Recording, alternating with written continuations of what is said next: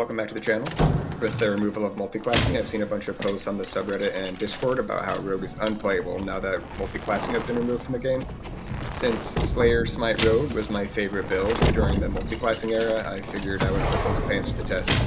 And a bit later in the video, I'll talk about my opinions on the state of the longsword currently and why I'm not playing it right now.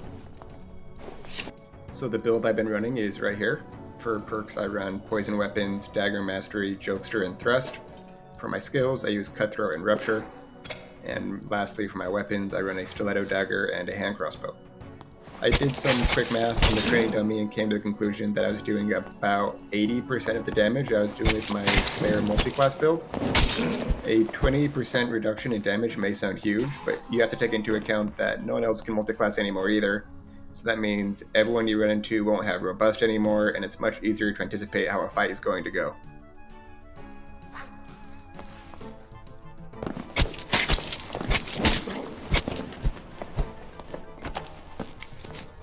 A quick disclaimer that all my opinions I'm expressing here are specifically about solo queue, since that is the version of the game I primarily play. But anyways, I essentially tried to maintain the playstyle I showed off in my previous video with just the tools that are available to the Rogue class. I quickly formed the opinion that Rogue is still a force to be reckoned with in the caves. Despite map rotation being out, I still play Golden Caves almost exclusively since I love to kill the troll. It's a high risk, high reward playstyle, since if you're not in an empty lobby, you'll most likely have to fight off at least one person from your pile, but with this build that hasn't been an issue.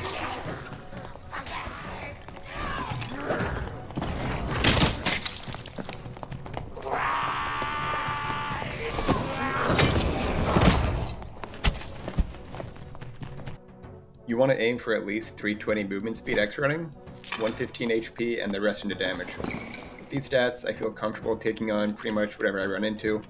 The hardest matchup is still Warlock, but I think that's the case for everyone in solos, and it has been for a long time. Other than that, plate fighters can be pretty unkillable and require a lot of kiting, but unless you make a major mistake, you always just run away to get in trouble. Everything else I've come across has felt like an even or even advantaged fight for me, so I highly recommend trying this out if you're a rogue main. My strategy in the caves is pretty simple. I clear the cave troll as fast as possible, kill it, then go look for PvP. It's important to kill the troll in the first couple minutes of the match because of how loud it is when you kill him. Luckily, with this build I can consistently reach and kill him in under 2 to 3 minutes, I would say on average. And when defending the pile, I've found that an aggressive playstyle works the best for me. So if I hear someone in the room above me, I will often leave the pile to go kill them before going back to looting. And if things go south in the fight, you should be fast enough to just entirely disengage if you need.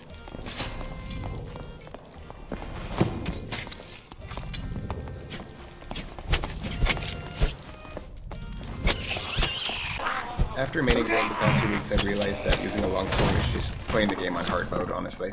Its primary attack is slow and predictable, and reposting a good player is usually not an option these days, since most people know how to play around it. Most of the time, with the longsword, you're essentially waiting or baiting out a mistake from your enemy and trying to capitalize. On the other hand, playing rogue is the exact opposite. I feel like I'm in the driver's seat of the fights, and I can choose if, when, and how I want to fight. In a game where whoever gets the first melee hit usually wins, being able to dictate fights is a massive advantage, and I've been enjoying it. So I'm definitely not done with longsword for good, but I've been enjoying branching out for now.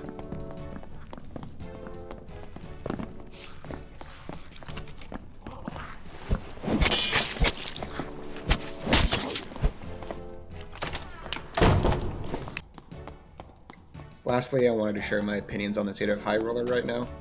I've been playing in both the lower and upper gear brackets on both of the US servers. US West can be dead outside of prime time, so when that happens I jump to East. I'm assuming this is just due to the player base bleeding out, but that's an entirely separate discussion. The lower bracket is generally a lot more populated than the upper bracket, and now that the gear score is displayed in game, almost everyone in the lobbies are running kits right at the limit. This makes for very balanced and fun PvP, so I don't have anything bad to say about them. The issue is that this makes the upper gear bracket pretty empty sometimes. There's only been a couple of times where I'm in the upper bracket and the lobby actually fills out. I don't mind there only being 4 to 6 players. In fact, that can actually be better. But it's not unheard of to have an entirely empty lobby, or maybe just 1 to 2 people in your lobby. It's a shame, since I like high gear PvP, but I guess I'm in the minority there. In my opinion, the current implementation of gear-based matchmaking is far too simple, and only having 2 gear brackets is a miss. I would prefer the old matchmaking to what we have now.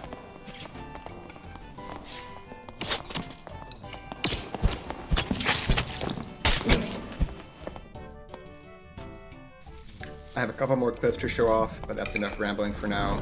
As always, I appreciate you watching and wish you the best of luck out there. Take it easy.